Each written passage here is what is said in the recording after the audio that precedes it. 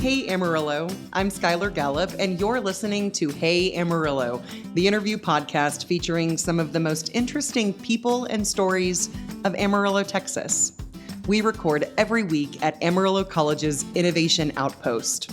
The IO supports education, workforce development, and industry growth by inspiring and facilitating innovation in the Texas Panhandle. Today's guest is Sharon Miner.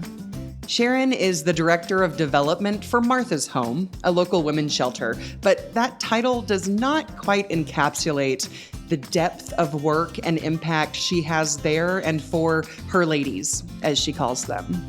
Sharon also worked for an international business consultant, was a longtime staffer of beloved former state senator Till Bivens, and ran Leadership Amarillo Canyon through a very tumultuous time.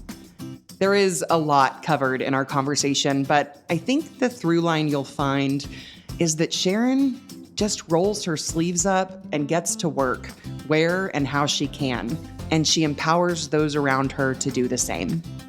Here's Sharon. Sharon Miner, welcome to the Hey Amarillo podcast. Thank you for having me, Skylar. I'm very excited to be here. I'm excited. It's going to be great. I am also really looking forward to the conversation. You're one of those people that feels like they have packed at least three, at least professional lifetimes into one. So I'm excited to touch on what is a really, really deep deck of experience. But first, I'd like to start by asking you the same question I ask all my guests, and that is, what brought you here? What's your origin story to get you here today? Goodness gracious. You mean to Amarillo, right? Is that what you're asking? Yes, ma'am. Me? Okay, good. Because, when I was in high school, my father was stationed at Cannon Air Force Base right there in Clovis, New Mexico, okay? And so this is how I chose a college, all right? Where is a college that's close enough that if I get in trouble, I can get home within 2 hours, but yet I can still feel like I'm far away, you know? Mm-hmm. And so I chose West Texas.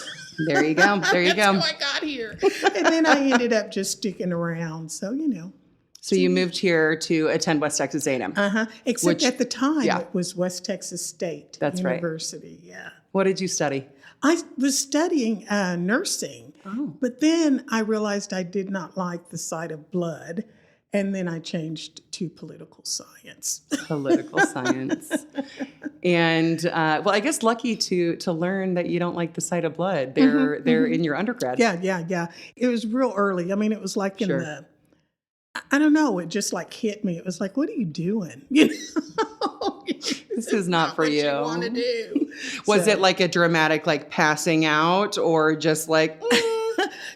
No, it was just a thought more than anything. Okay. One of those things. I really did have a very horrible experience at West Texas State University. Really? My first time around, yeah. And I think that had a lot to do with it, and just a lot of things were just crazy because I didn't end up staying. I ended up quitting and just without going into a whole lot of detail. Sure. This was, of course, in 1977, so it's been a while. But, my first hour on campus, I did what I thought everybody did when you went to college. You join a sorority, right? So I had sent in all my stuff early and all of that wonderful stuff. But then I hadn't even been on campus an hour. And the president of the Panhellenics Association came and knocked on my door.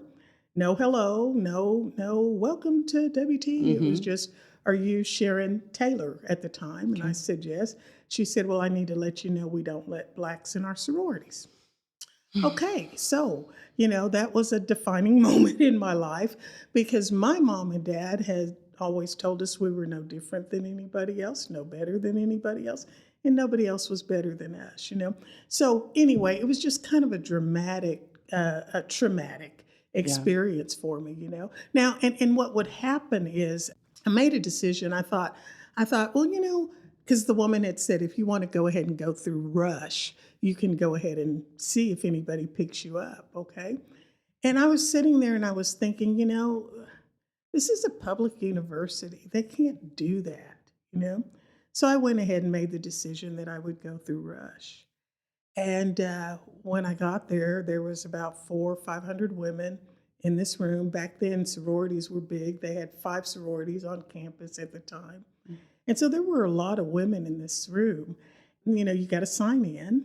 And so you go up to the table. My name was not on the list. And she said, go ahead and go in. You know, so I went ahead and went in. Well, when the lady stood up on the stage, the very first thing she said was, if your name is not on the list, you have to leave the room. Well, myself and one other Black lady left. And it was one of those situations where I think I was in shock more than anything, you know.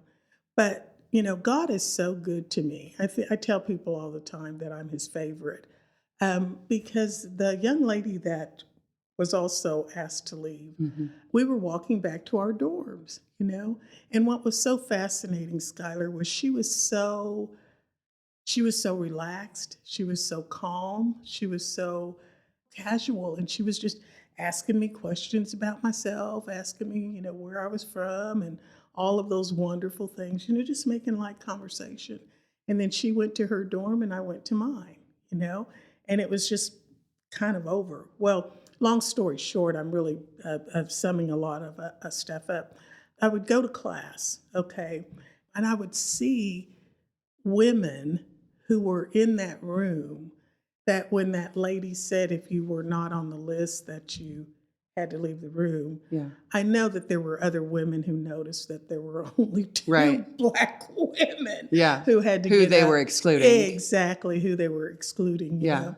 And so anyway, it was always so, I don't know, I just looked around and I just kept thinking nobody thought anything was wrong with that. So it became impossible for me to stay there at WT. You know, I think I stayed 1 semester and then I went ahead and you know, quit school, you know. Yeah. But subsequently, what was so cool about the whole story, it really, I'm just amazed at this. The newspaper at the time, I don't know how this happened or whatever, had gotten a hold of the story of some kind of way. And it had been, I don't know, a year and a half after it had happened. You Oh, know? wow. And I had mentioned to them that Angela was the girl's name, you know, walked with me and all of that stuff. Well, when they went to search for Angela, there was nobody named Angela in that dorm. Okay, so there's that, you know. And I can remember just thinking, well, that's awfully, awfully strange, you know. Sure. But one time I was just praying in my own quiet time and just asking the Lord about all of that. And, you know, I felt like I heard the Spirit of the Lord say to me, that was me in the flesh, so you wouldn't have to walk alone. You know, now that's my experience. You know, people Sure. can believe whatever they want to believe. But here's what's so fabulous about the whole story. If you go to the old main building today, you will see Sharon Miner's picture up there as a distinguished alumni from West Texas A&M University. You know, so it came full circle. You know? And Isn't that interesting? Isn't that crazy? And then in my professional life, I was speaking at an event, you know, and this was literally years later. Yeah. And a lady came up to me afterwards because I had told that story during the speaking event. And a lady came up to me afterwards with tears in her eyes. And she said, I was in that room. And she said, I'm so sorry that happened to you. And I'm just like, wow, you know. Anyway, that's how my life goes. I was going to say, you know, Sharon, you and I know each other relatively well. And you sharing that story, you've acted as a mentor to me in many ways. And that really is just at the base of your personality and the way that you approach walking in this world. You know, and I think that's such a powerful story. And I wonder, did that tenacity develop from that experience, or was it there previously? I think it was there previously. Yeah. But I think it grew from that experience. Yeah. Because, you know, I think it was always in the back of my mind, if that makes any sense at all. Because listen, you know, what I tell people so many times is it's one thing to be discriminated against. It's another to be discriminated against something that you can't change about yourself. They literally told me it was because of the color of my skin. Right. It didn't have anything to do with my grades. It didn't have anything to do with what my parents did. None of that. It was literally because of what they saw. And that'll mess with you. And so you have to continually work through that. And even to this day, okay, something will be on TV, or you'll hear something, or you'll see something, and it will remind you. And what you have to do is you have to always constantly remind yourself, wait a second, what they think about me is a lie. It's really, really strange. And I think it has really, really helped me be so determined. And also, I get really, really upset when people become judgmental. Sure. When people say things about women in addiction, or people who are homeless, or all kinds of situations. If you want to see the hair on my neck go up, judge people. Just judge them based on stuff that you don't know nothing about them, I just have issues with that. So that's right. It definitely impacted me very, very, very much. Impacted decisions that I made. I had always thought that I would go to undergrad at WT and then go to law school. Well, that isn't how it went down, And so what did you do? So when you walked out or were pushed out, of WT, what did you do next? Well, I went back home to mom and dad, safe place. Yeah. Went to my safe place. My mom and dad were always my safe place. And I just worked and, did stuff and all of that kind of stuff. That was it. And then a couple of years after that, I made a decision to move back to Amarillo, So I came back to Amarillo and worked and, did a lot of stuff and a lot of different jobs and had fun and had friends and, had a good time. So how did we get to the political science major? Oh my gosh. In 7th grade, Skylar, I always had an interest in politics. It was just always there, don't know why. I always knew who the president was. I always knew political stuff that was going on. And so when I did eventually go back, it was political science that I wanted to do. But what was fascinating before that, my entry into political science or into working for an elected official was my best friend married the best friend of the state representative at the time. And I remember one day we were all over at their house and everything like that. And I was sitting there and I was talking about, I got to go home because I got to type up my resume so I can, find a job, And he said to me, you know how to type? And I said, yes. Yes. And then I ended up going to work for a state representative in Texas, here. Who was the rep? Yeah, it was a guy by the name of Chip Stannis-Wallace. Okay. Yeah. Okay. He was one of the first Republicans ever elected up here in this area. This was when Amarillo was still, a lot of Democrats were still around. Yeah, the state was flipping then. But that's who I was working for then. Okay, so you start working for an elected representative. Where did you go from there? Well, from there, there's just so much, but I won't go into all of those details. But then after that, I did go back to school. Okay, I went back to school and all at of that. WT? It was West Texas A&M now. Yes. And it was just at the most incredible time that I went back to school because I was already married and we had our son. He was 6 months old and all of that stuff. And so the Lord made it to where I could go back to school. So I went back to school to finish up my political science degree. And it was during that time that an internship became available for Congressman Mac Thornberry. Yeah. And so I took that internship as part of my, school and all of that stuff for political science. So you went to D.C. with a 6-month-old? No. here in his Amarillo office. Okay. I was like, whoa, sister. No. Oh, Lord, no. Okay. Still though. An internship. As part of my curriculum for Congressman Mac Thornberry, whom I miss dearly. He's a wonderful man. Yeah. And so anyway, during that time, one of the ladies, or his chief of staff, I think at the time, Brent, had said, Sharon, there's a position that's coming open. Would you be kind of interested in, this position and stuff like that? And I had asked him, I said, well, who is it for? And he said, well, I'm not at liberty to say who it's for right now, but, would you be interested in it? And so anyway, I said, I don't know. I said, let me go talk to my husband. So anyway, I was talking to my husband because my state representative experience did not end, so lovely. Let's just put it that way, Okay. So I was just kind of shy about working for another elected official. Okay. And so my husband, I just love Jerry Miner, he says to me, because I tell him about the job. I said, I don't know who it is, blah, blah, blah, blah, blah. And he said, well, what are you going back to school for? It's a political job. What are you doing? Yeah. And it made me stop for a minute, So anyway, long story short, I went and I told Brent, Congressman Thornberry's staff person, I'd be interested. And it turned out to be Senator Teal Bivens' office. And I got the job. And that was another defining moment in my life. See, I get teared up. That completely changed the trajectory of everything that I am right now because of that man and his family.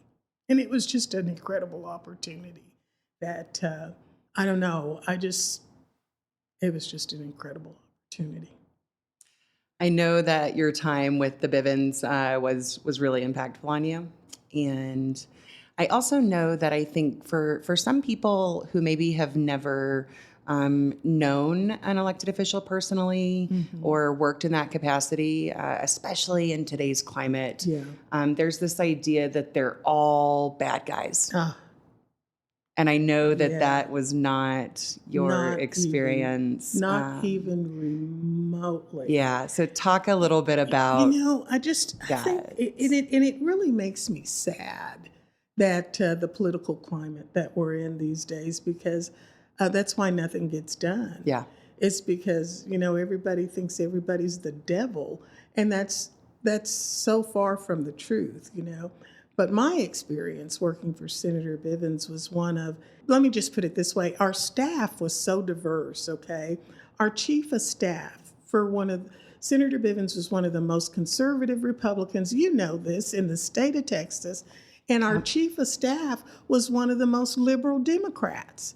Well, Senator Bivens didn't hire us for our political affiliation. Yeah. He hired us for our brains, for our knowledge, and what we could do, And so for me, I was just honored to be a part of that staff because I'm like, well, these people are brilliant. And then there's me, But I learned so much from them and so much from him. And he was a great man. He just was a great man. It was an incredible opportunity. So I wish everybody had that opportunity to know that what they see now is it doesn't even make sense to me. It just doesn't even make sense. So, but he was good. The idea that you stack a staff with people that are not like-minded to you is a strong one. And I think that's applicable not only in, a member's office, but in our boardrooms, in our C-suites, in in everything that we do. If everybody around the table feels, thinks, looks, walks the same, that's a problem. It is, Skylar, because, here's the thing. You don't know everything, and I don't know everything. I don't know what you know. You don't know what I know. But one of the most incredible opportunities that I had working for Senator Bivens is he, for some crazy reason, ended up being on the Senate Criminal Justice Committee. Now, he was chairman of the Education Committee, but one of his other committee assignments was criminal justice. And I got to be the person who staffed that, of all things, which was just crazy. It was just crazy, one of those crazy things. But one of the most incredible experiences, though, was whenever all of the staff of the senators on the committee would get together prior to a committee meeting and go over the legislation that the senators were going to be considering, And so you had the Democrats were in charge, pretty much. They had, I think the chairman of the committee was a Democrat, But anyway, we had the Democrats and the Republicans coming together, and we talk over a piece of legislation. And nobody was calling anybody a blankety blank, blank, blank, or cussing or anything like that. We were just laying out the pros and cons of each legislation and then taking it back to our senators.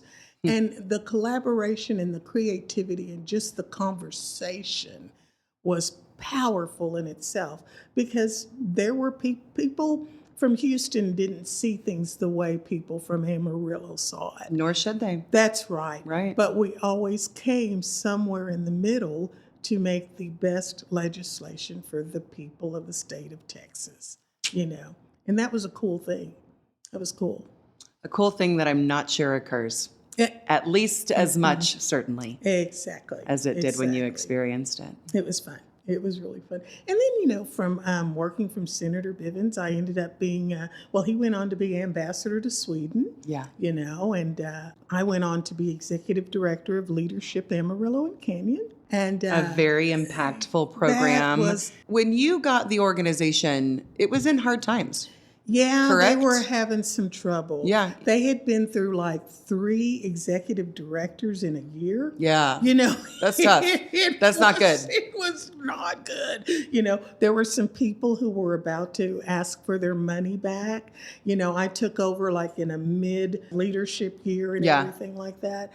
And, fortunately enough, though, we were able to get it turned around. And now, Lisa Blake is doing wonderful things. That's right. But when I was executive director, it wasn't pretty. And it's really hard. I mean, I think a lot of like organizational change or building organizations is, if you've not kind of like been in the trenches, like just saying it's really hard doesn't quite do it justice. No, it doesn't. And it's hard. Not. It's even harder to be successful, right? It's even hard to do it poorly. But to then be able to turn around and say, yeah, we were able to turn that organization around, that didn't happen just by happenstance. No, and so it doesn't. What do you think was the sauce around, like, I believe you were put there in a moment when your skill set was what was needed, and probably the team around you and all that. So what do you think in retrospect resulted in a successful kind of righting of the boat over there? Well, this is something that I tell everybody. I have a dear, dear, dear friend named Susan Winger, who I tell everybody they need to get him a Susan Winger, because I met her literally from Congressman Mac Thornberry's office. And we have been dear friends ever since. But you got to have somebody that you can cry to. You got to have somebody who, when you say, oh my God, I'm just going to quit, and she would always tell me this. Sharon, nothing has come easy for you. You've never been placed in easy. That's not ever going to happen to you. But she was always that compass that was always right beside me, And I mean, she was on the board. She was at every day, and just always there, And I just think that it's that tenacity that we talked about. I think that flared up, and I just thought, no, wait a second. God set me on this job. And listen, I'm not kidding you. 6 months after I'd taken the job, one of the board members had come and said, Sharon, you might want to be looking for another job. Oof. Because I don't know that Leadership Amarillo and Canyon's going to make it, And I remember thinking, no, wait a second, it ain't going down like that. And so we pushed forward. Now listen, it wasn't overnight. It wasn't 6 months later. It was constantly working at it until the year that I left, we finally had a waiting list for people to go through the program. We finally got a huge golf tournament. Okay. We were the recipients of that. Things just turned around very quickly. And then it was right after that I ended up going to work for an international business consultant of all things. Because life is funny. Oh my gosh, and then I find myself traveling all over the United States of America with this international business consultant. So now, just a note to the listener, this is about life 4 that I referred to earlier. Exactly. I don't think you're quite to the 9. That's right. Not yet. But it's many. So you're traveling with this. This international business consultant and helping him write his books and stuff like that. And we're doing developments for companies like Kraft and PetSmart, and I'm just going, this is crazy, And listen, I love Palo Duro Canyon, but companies like Kraft don't have their retreats, their C-suite retreats at places like Palo Duro Canyon. And so I went to places that I had never even heard of, and I'll never forget. We had one that we did in Miami, of all places, And Miami's an interesting city in itself. It is. But anyway, so we're at this hotel and everything like that. And I called, the guy's name is Sam Silverstein. He was the guy I worked for. I called Sam on the phone and I said, Sam, my hotel room has got 2 bathrooms in it, 2 full bathrooms in it, And he goes, really? And I said, yes. He goes, mine only has 1. I said, oh, okay, well, listen, So anyway, he goes, wait. And he opens a door in his hotel room and he goes, I've got 2 bathrooms too. It's just crazy stuff like that. How perfect. They just didn't spare any expense. And so I only say that because for me, I'm just going, wow. Just wow. So anyway, we ended up writing the Happy State Bank story, non-negotiable. I had met J. Pat Hickman before, but that gave me the opportunity to really get to know that man. And golly, I miss him. He had such an impact on my life and just his story. And so anyway, that's how all of that came about, And then the next thing I know is I'm working at Martha's home. I'm like, okay, this is good.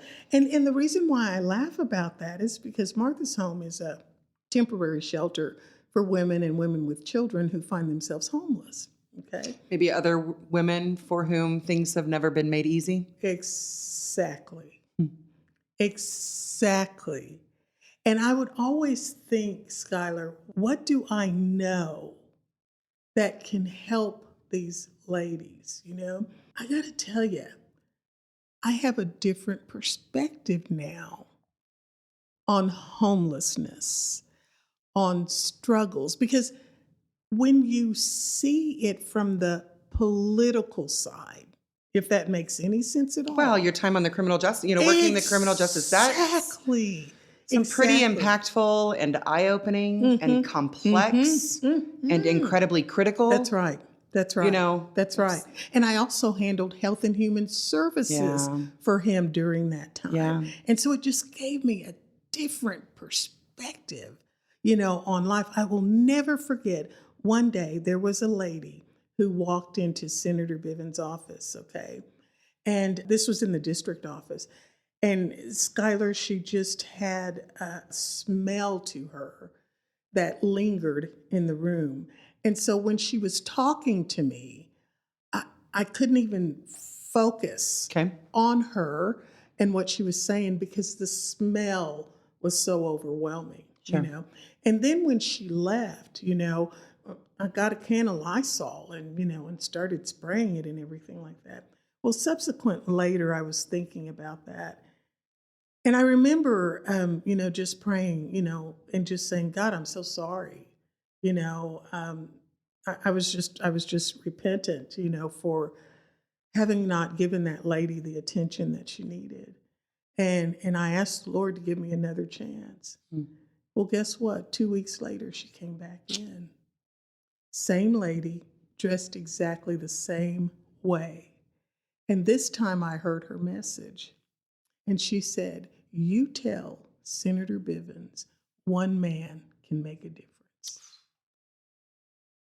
And when I shared that with him, Yeah. he had tears in his eyes because he had just become chairman of the Senate Finance Committee. Yep. And it wasn't easy. And, and so that has always had an impact on me because one man, one woman, all she did was spoke some words, okay? And it made a difference. It made a difference. Made a difference in my life. I'll never forget it. No. And so we have the ability and the power to change lives. And it doesn't necessarily mean we got to give people $1 million. You don't have to pay for it. Sometimes it's just telling somebody, you can do this, and then watch and see if they'll take off, So anyway, it's just, I have a ton of stories, and we could spend 6 weeks just talking about all of the different things. But being at Martha's home was when I really, really realized that they have to have a livable wage. Man. Yep. And there is no way on this earth that we can sustain as a nation, as a community, as anything, if people are on government assistance. Yeah. It was never supposed. Government, by its design, is a reactive body, not a proactive body. They don't sit around and think about the future. They're always reacting to the next problem, And I just remember thinking while I was at Martha's home, we've got to find a way. We've got to find a way to help these ladies, not just get the resources that they need and, so they can stay on HUD housing. That's and all right, of this stuff, but what can we do to move them past where they are?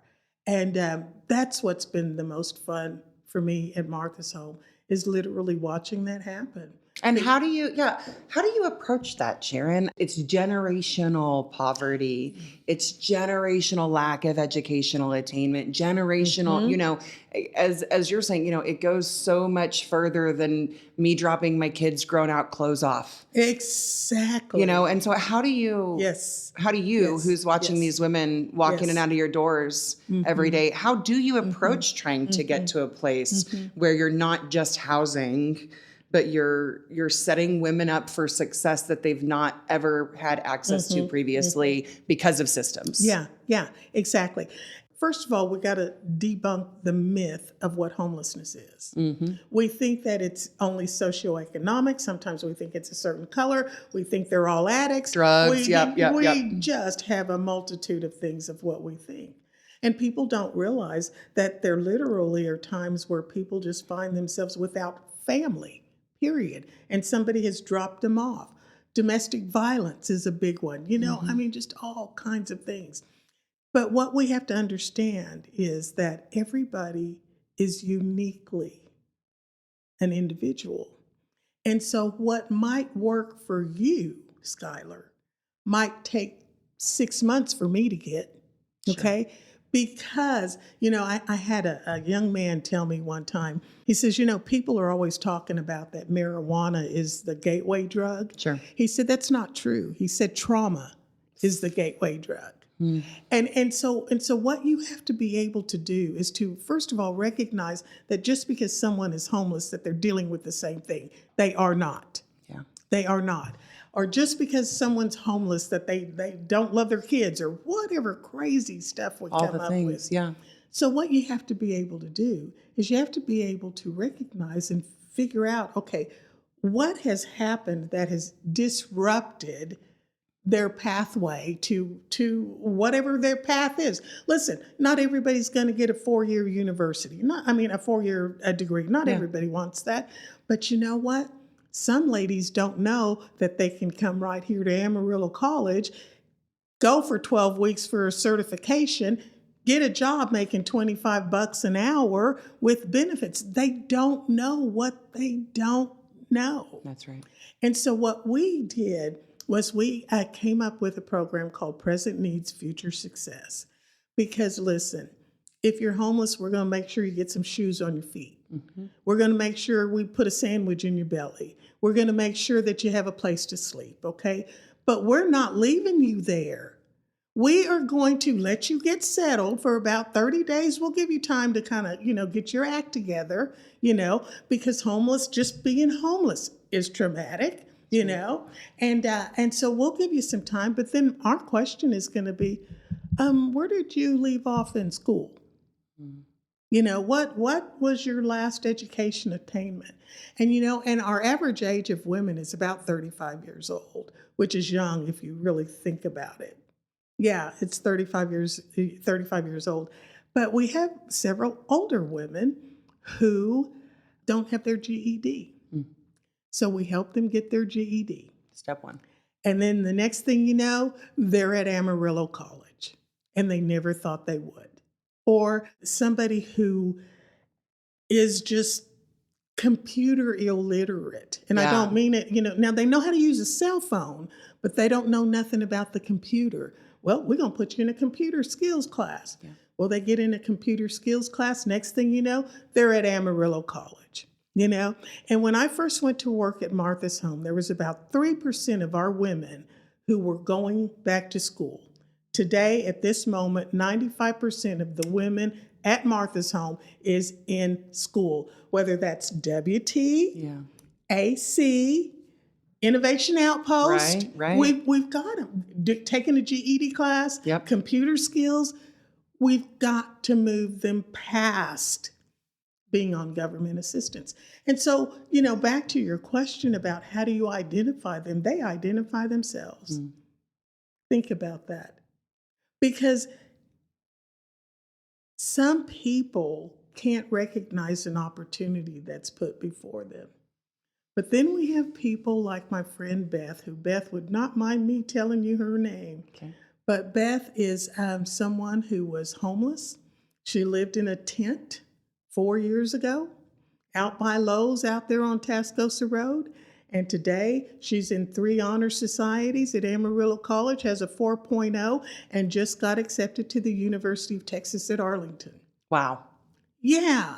How much of that is Beth, and how much of that is Martha's Home? I'll tell you, I'm going to say 95% of it is Beth. Mm. And let me tell you why. It's amazing. Because Beth was one of those girls who, when the opportunity arose, when she heard about it, she was pregnant when she came to Martha's Home. And she's laying up in that bed, having a baby at the hospital, talking about, I'm ready to start school. I'm ready to start school. She was one who recognized that opportunity and was like, I'm taking it, and she took it. Yeah. And it has changed the trajectory of her children's lives as well. And I'm here to tell you, she'll never be homeless again because she's never going back. She knows. And so she called me up one day because I love to keep in touch with my ladies and stuff who want to keep in touch with me. I don't force it. But anyway, she calls me up and she's Miss Sharon, which is weird when they call me Miss Sharon. But she was like, Miss Sharon, she said, I got accepted into another honor society. And she said, I want to just tell you thank you, And I said, why are you thanking me? I said, C's get degrees too. I wasn't sitting up there in that class. I said, I got a degree, but mine was with C's, and I'm proud of them. C's get degrees too. And she said, no, she started laughing and she said, you don't understand. She said, you told me I could. Yeah. Well, I was done. That's all it took. That's all it took was just telling her, you can do this. And see, and when I'm also a certified life coach. And so the girls who want to be coached, it's not forced on them or anything. Well, she was one who took that opportunity. And so I always tell them when they take that opportunity, I'm just the person that it's a yes until it's a no. And if there's a bump in the road, we'll figure out how to kick the door down, run over the bump, whatever it takes. There is a way to make what you are wanting in a positive way. If it's something positive about your future, we'll figure it out. We'll call somebody. We'll figure it out. There's somebody in this town who's going to know something. And so they call me whenever they hit a bump, and I just say, keep going. Just keep going. And they keep going. We're so proud of her. And she's just one of many. Yeah, She's 95% of your residents, that is remarkable. Yes. I think that while I hear you say that, all you did for Beth was tell her she could, however, without having someone in Beth's pathway that did say that, it made all of the difference in the world. Exactly. And I think even to kind of like extrapolate that, Martha's home, whereas it is many things, it is a bed and it is a roof and it was a place of love and support for your, what did you call it? Immediate needs, future. Present needs, future success. Present needs, future success. So when we're looking at the future success portion of it though, perhaps one of the most important roles that Martha's home plays is a connector of services. And I think sometimes people fall through the cracks when they don't have someone to kind of metaphorically say, you sure can do that. And I think that the impact can't be understated of a place like Martha's home to connect people to services, to say, to answer the phone and say, keep going, baby. Keep going. Don't stop. Don't stop. And just to, you'd be surprised at how many women, because of their life circumstances, Skylar, they quit dreaming. And here's what I tell them. Wait a second. I know that flicker is still there. Let's dig it up and let's get it flicking again. And just what, if you could do anything, what do you want to do? And then we just help them chart a path towards it. Now, we always let them know. I always let the ladies know, girl, this is going to take time. But what else you going to be doing?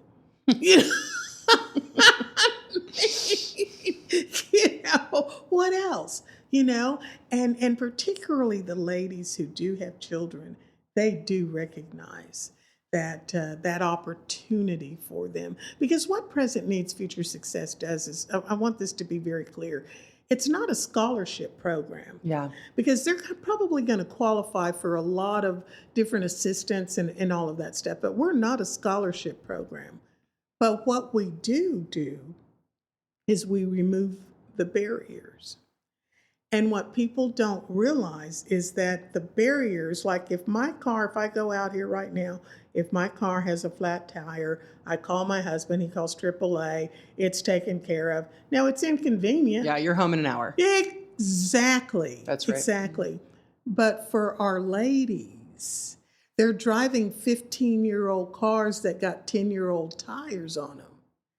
And that's an expense that just shatters their world, because now all of a sudden they can't get to work, they can't pick up their kids. Okay, well, if you're in present needs, future success, if you're going to school or in a GED if you are making steps towards your future, we are going to make sure that tire gets fixed. I'll never forget our executive director. She came in the office one day and she was just like, would everybody's car just stop breaking down?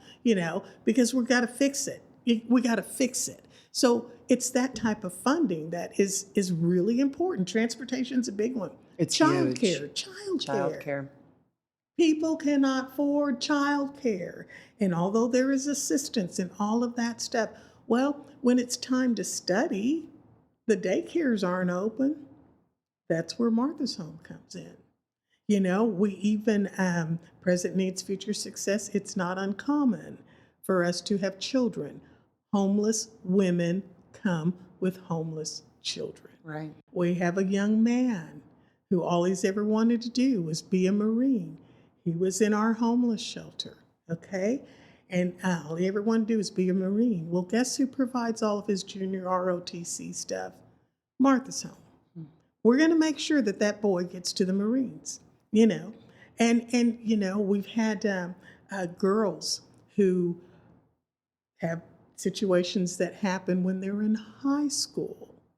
Had a young lady who lived with her grandmother. Grandmother died. Parents were not available. She ends up at Martha's Home. Well, we made sure she got to the prom. We made sure that, you know, she got to college orientation in Jackson. You know, that's just what we do. We're going to make sure that you get on to that future success. And then we'll stick with you as long as you want us to stick with you. And I think a lot of people think that it's money that people need. It's not always money that people need. Yeah, it's not always money. You know, one of the things that I hear in the way that you talk about your ladies is just a respect for them as a human. Oh, they have taught me more than I have ever taught them. And I mean that from the bottom of my heart. And Martha's Home is that's my job, you know. But for 22 years, I've also been doing a lot of work with women in recovery at the Downtown Women's Center. And I'm just telling you, they teach me more than I could ever teach them. Because let me tell you what they got. Do you know how hard it would be to be homeless? I have no clue. Do you know how hard it would be to struggle with addiction? You know, and or to know that people are trying to tell you that, well, why don't you just quit? Right. Don't you just think? Go get a job. Yeah, those kinds of things. Well, if it was that simple, they'd be doing it, you know.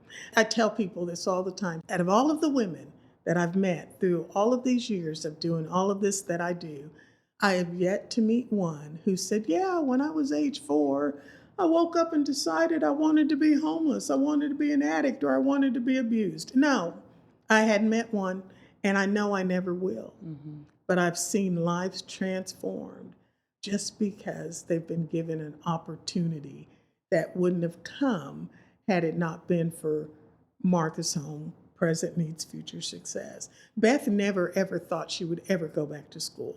She never thought she'd ever have that opportunity. No. Homeless and pregnant. Yeah. Nope. Yeah. Yeah. Mm-mm. That's nothing, you know. No, she never thought that. But boy, a 4.0? I'm like, wow. It's remarkable. Mm-hmm. You know, I heard a saying the other day that's really been sitting with me from Mary Emily. And she said, I love her. Yes, she said, of the old adage, give a man a fish, you feed him for a day, you teach him to fish, you feed him for a lifetime. And she said, it's not about teaching people to fish. People know how to fish. It's about removing the fence from around the lake. That's so good. Man. Yes. Yes. That's it. That's it. And that's what you're doing. Mm-hmm. You know, removing those barriers. Removing the barriers. And it's a beautiful thing. That's what we're doing. I just know that one of the greatest joys I ever get, Skylar, you know, it's just like, I know you're going to think this is weird, but when we were coming in here and I said to you, I'm really proud of you, that wasn't just something I say. I mean, I'm just like, wow, I'm really proud of her. I mean, look what she's doing, you know? It gives me great joy to see other people step into what it is that they've been meant to do, their purpose, their calling, because especially when you know that what they do is going to be helping and changing other people's lives. It just gives me great joy. It really does. Yeah. And I think it's your life's work. I believe it is. And listen, I didn't always think that. It's only been like a year that I've really realized that. Wait a second. Yeah. Yeah. it's only been like a year that I realized, wait a second, this is crazy. Yeah. So, but it's good. It's good. This episode is sponsored by the Amarillo Art Institute at Arts in the Sunset. If you haven't been, this place is an amazing center for Amarillo's vibrant art scene. They have monthly events, including the First Friday Art Walk, which showcases the artists they have in residence, and these are some incredibly talented people with all sorts of wares and different mediums. They also offer classes for children and adults in things like glass blowing, weaving, and pottery. It's all so cool. Check them out on Facebook. Again, that's Arts in the Sunset. Okay, I'm back with Sharon Miner. Sharon, this is the part of the show that I call 8 Straight. Okay. Yeah, so I'm going to ask you 8 questions. You get to choose how in-depth or lack thereof you want to go, and just answer these questions. Okay. You ready? Cool. I'm ready. Okay. What's your favorite local restaurant? Ooh, girl. Delvin's. Delvin's. What do you get there? Whatever is on the menu. I've had their chicken, I've had their pork chop. It's just good. It reminds me of how my mom and grandma cooked and how Jerry's mom cooked. It's just good. I love Delvin's. Love perfect. Delvin's. It is good food. Not to mention Delvin is a really nice guy. Oh, okay, good. That always helps. Yeah, he's a really nice guy. That's great. It's good food. Other than wind, what does this area have too much of? Okay, this is probably going to be a strange answer, but this is my answer. We have too many people who think they can't make a difference. I know that sounds crazy, but I just want people to get some courage and some, take a risk and just go for it. What you got to lose? I love the pragmatism that you just walk with. Like, what else are you going to be doing? Exactly. I love it. Why not? Why not? I love that. Risk. Yes, ma'am. Okay, what does this area not have enough of? Trees. Trees. We don't have enough trees. Yeah. So that's what I would say. Yeah. Trees, I know that's so corny, but it's the truth. I mean, trees are lovely. My family, my mom's side of the family is from South Carolina. Oh, there you go. And so they got trees. You notice the difference. You notice when you go to visit, and they're from the Myrtle Beach area and all of that stuff. Beautiful. Yeah. And so, when I'm here, I never notice that we don't have trees. But when I go somewhere else, I'm like, we ain't got no trees. This is different. Exactly. Something is missing. Something is missing. Absolutely. Sharon, what's your favorite local neighborhood? My neighborhood. And what is that? My neighborhood is over it's like Country Club 2. Right off of Avondale by the Amarillo Country Club. Okay. Over nestled in that little area right over there not behind, I would say in front of Avondale Elementary School. Oh, okay. I gotcha. In there. And why I like it is because I love my neighbors. We know them. We know the ones across the street, the ones next to them, the ones next to them, our next door neighbors on both sides, down the street, just that kind of thing. It's just a great neighborhood. And everybody we look out for each other. And you do not find that. You do not find that. Just on my way here, right when I was getting ready to leave, the neighbor across the street, he comes and goes, hey, Sharon, me and Tammy, we're going to be gone for 2 weeks, that kind of thing. Keep an eye on the house. Yeah. And we do the same for them, so it's fun. It's fun. I love my neighborhood. I think in addition to you don't find that everywhere, I would add, and you don't find it by accident either. Mm-hmm. I also love my neighborhood because I know my neighbors. And you don't get to know your neighbors by just leaving your car out of the back garage and driving off. Exactly. Yeah, go sit on the front porch. Exactly. That's right. And talk to them. Yes. And that's how we started. And see, my husband is just a little social butterfly. So, he knows their names, who they mama and daddy is. That's right. And all of that stuff. I just know their name. Yeah.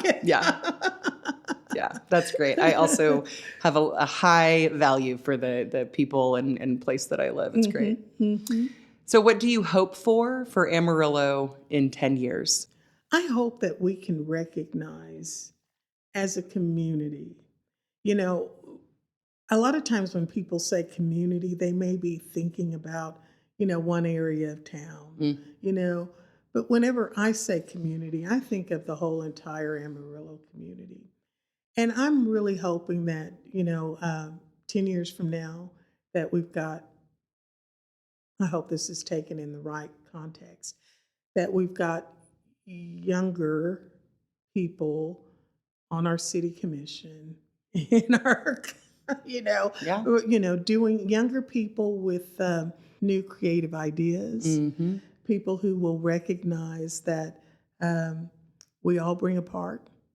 And when we all bring a part of the pie tastes good, And so that's what I would like to see in 10 years. I just want the Amarillo community to know that it has the potential to be so much better than it is.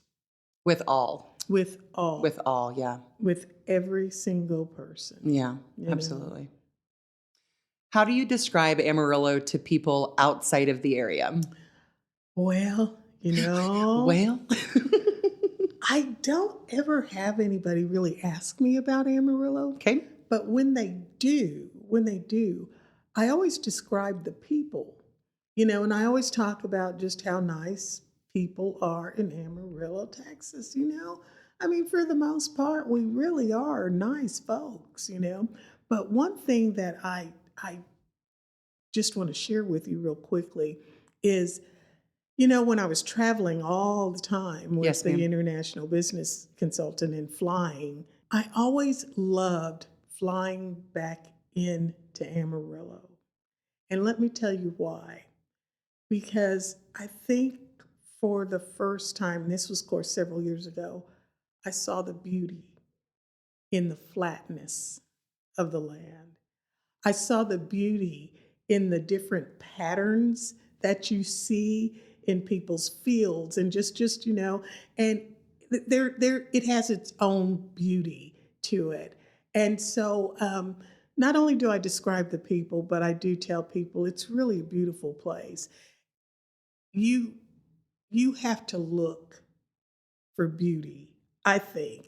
Or when I say look, I don't really mean that. I mean, you have to determine that there's beauty in everything. That's what I'm trying to say. Yeah. And there's just something. So the next time you're flying, really pay attention to the patterns, because first of all, they're so straight and you're just like, how do they do that? I'm always wondering that, Yeah. But there's a beauty to this area that sunsets are absolutely incredible. Can't beat them. So that's what I would say about Amarillo. Yeah, I love that. I also think that the beauty to be found in the Panhandle is like a personal one. Yeah. Mm-hmm. Yes. If that makes sense. Absolutely. Yeah. Absolutely. Yeah. That's great. What is the most underrated aspect of living here? Underrated. Okay. Uh-huh.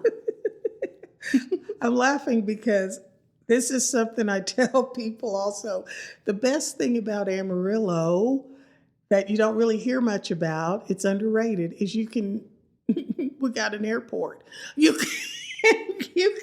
I know that sounds crazy, but you can get to Denver. You can get to Albuquerque. 100%. You can get to Dallas. You can go places. You can even drive places. Yeah, we're 4.5 hours from Colorado. Exactly. Totally. Exactly. You want to go to the mountains, you can get there. If you want the hot, you can get there, So that's one of the things that I think is very underrated. I just had a conversation with my colleagues in Austin because I was telling them, we're going up to Colorado in August. And they're like, oh my gosh, that's so far. And I was like, it's really not. It's not. Because we've got like 8 hours on you. Exactly. I do agree. It's for as strangely far away as it seems, we're strangely centrally located. Exactly. I totally get you. Exactly. I totally get you. Underrated for sure. Okay, finally, when was the last time you visited the Big Texan, Sharon? Oh my gosh. The last time I visited the Big Texan, I think, was 10 years ago, which is a long time. And I just don't go to the Big Texan. Yeah. Never in the area. Now, I have visited with Bobby Lee. Sure. Since then. But Wonderful. the Big Texan, no, I don't. I haven't been there. Mm-mm. Just some Amarilloans do and some don't. Mm-hmm, mm-hmm. And I think that's just all there is to it. Yeah, exactly. Love it when I go. Yeah. I just don't ever go. It's not your spot. Yeah. All right. Well, that concludes 8 Straight. Thank you very much. I like to wrap up by asking my guests to endorse something. What thing, activity, something to do, anything at all in our area would you endorse for people? I just have to be honest. I would endorse people finding places to volunteer to help. And Martha's Home is a great place to come and volunteer and help. I would endorse that. Can I endorse more than one? Sure. I also want to really speak specifically to young people. And when I say young people, I mean people, under the age of 40, 45. Do something. Yeah. Do something. Just don't complain. It doesn't have to be anything, massive. Forget about how many likes you get and all of that stuff. Just do something because you can make a difference, And so I endorse all of our young people under the age of 45. Yeah. Because, at my age, everybody's a young person. Everybody young. But I think people can really make a difference. But Martha's Home is a great place to come and volunteer and just know that whatever you do, you're making a difference. You're making a difference. Yeah. Sharon, thank you so much for this conversation, for the work that you do, for the difference that you make, and for the difference that the people that you help will make. And I know that you believe strongly in those ripple effects, and you've created quite a few, ma'am. Thank you so much for joining us. Skylar, thank you for having me. I appreciate it. If you're starting or growing a small business and need some cash, let me tell you about Amarillo Venture Capital. They are a Hey Amarillo sponsor. They're locally owned, and what makes them different is they don't just invest in businesses. They invest in people. So whether you need $5,000 or $50,000, they offer flexible, asset-based loans, often with funding in a week or less. And it's not just the money. They can connect you with their local network of legal, accounting, and business resources to truly help you succeed. Check them out at amarilloventurecapital.com. And that concludes the episode. Thanks so much to Sharon Miner for the interview. You can learn more about the work they do at Martha's Home and how you can support it at marthashome.org. Thanks to Amarillo Art Institution's Arts in the Sunset and Amarillo Venture Capital for supporting this episode, and to Angelina Marie for editing every week. Executive directors on this episode are Barbara and Jim Witten. If your business is interested in supporting the podcast, you can contact us at heyamarillo.com. Thanks for listening. This has been episode 402 of Hey Amarillo. My name is Skylar Gallup, and we'll see you next week.